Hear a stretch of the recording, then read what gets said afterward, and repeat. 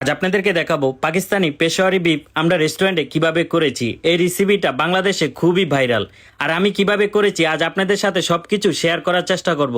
ভিডিওটা শেষ পর্যন্ত দেখার চেষ্টা করবেন। ফার্স্ট আমার এখানে 1.5 কেজি পরিমাণ গরু মাংস আছে, আর এগুলা একটু বড় বড় সাইজ করে আমি নিয়েছি। আপনারাও চাইলে একটু বড় বড় সাইজ করে নিতে পারেন। তারপরে এখানে দিয়ে দিব পানি, আর পানিটা অবশ্যই আপনারা একটু ভাসা ভাসা পানি দেওয়ার চেষ্টা করবেন। আমার এখানে প্রায় 1.5 লিটারের মতো পানি দিয়ে দিলাম।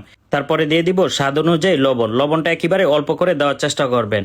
আমি কিন্তু ফার্স্টে মাংসটা কিছুক্ষণের জন্য সিদ্ধ করে নিয়েছি। সিদ্ধ করার পরে দেখেন এরকম কিন্তু মাংস থেকে ময়লাটা বের হয়েছে। আমি কিন্তু এই ময়লাটা একেবারে আলাদা করে নিব।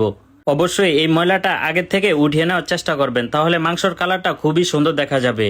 এখন দিয়ে দিব আস্তা মশলা। আমার এখানে যা যা আছে, আমার এখানে এলাচ আছে, দারচিনি আছে, তেজপাতা আছে, লং আছে, বড় এলাচ আছে, শাহি জিরা আছে, কালো গোলমরিচ আছে, আরও আছে জয়ফল, জয়তিক। আমি কিন্তু জয়তিটা আগে দিয়ে দিলাম, আর জয়ফলটা আমি একটু গ্রেট করে দিব। আপনারা চাইলে গুঁড়া করে দিতে পারেন। দেখেন আমি কিভাবে গ্রেট করে দিচ্ছি। আপনারা চাইলে পাটায় অথবা গুঁড়া করে সুন্দর করে দিয়ে দিতে পারেন। আর দিয়ে দিলে মাংসটা দ্রুত সিদ্ধ হয়ে যাবে, এমনকি গ্রানটাও খুবই সুন্দর আসবে। এখন আমি অল্প একটু হোয়াইট পেপার দিয়ে দিলাম। তারপরে দিয়ে দিলাম 2 টেবিল চামচের মতো আদা রসুন পেস্ট। তারপরে খুবই ভালো করে মিক্স করে নিব। আমি কিন্তু এই মাংসটা কিছুক্ষণ ধরে রান্না করে নিব। এই মাংসটা রান্না করতে কোনো প্রকার হলুদের গুঁড়া, মরিচের গুঁড়া এবং জিরা, ধনিয়া, মিক্স মশলা কোনো কিছুই প্রয়োজন হয় না। এখন দিয়ে দিলাম আস্তা কিছু পেঁয়াজ আর রসুন। আর পেঁয়াজগুলো অবশ্যই আস্তা দেওয়ার চেষ্টা করবেন, রসুনটাও আপনি আস্তে আস্তে দেওয়ার চেষ্টা করবেন। তারপরে অনেকক্ষণ ধরে কিন্তু আমি এই মাংসটা চুলা রাসটা হালকা হালকা রেখে সিদ্ধ করে নিব। আপনারা সবসময় চেষ্টা করবেন চুলা রাসটা একেবারে কম রেখে তারপরে এই মাংসটা রান্না করার জন্য।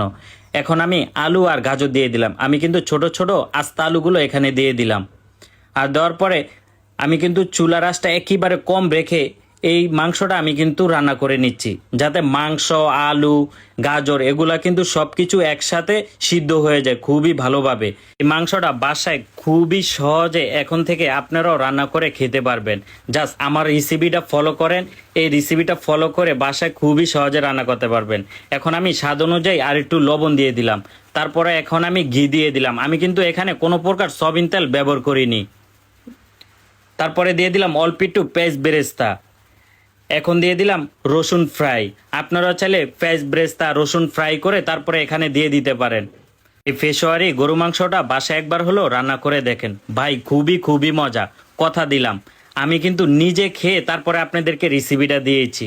দেখেন আমি কিন্তু মাংসটা একেবারে সফট হয়ে গেছে। দেখেন কত সফট মাংস হয়ে গেছে, একেবারে নরম তুলতুলা মাংসটা।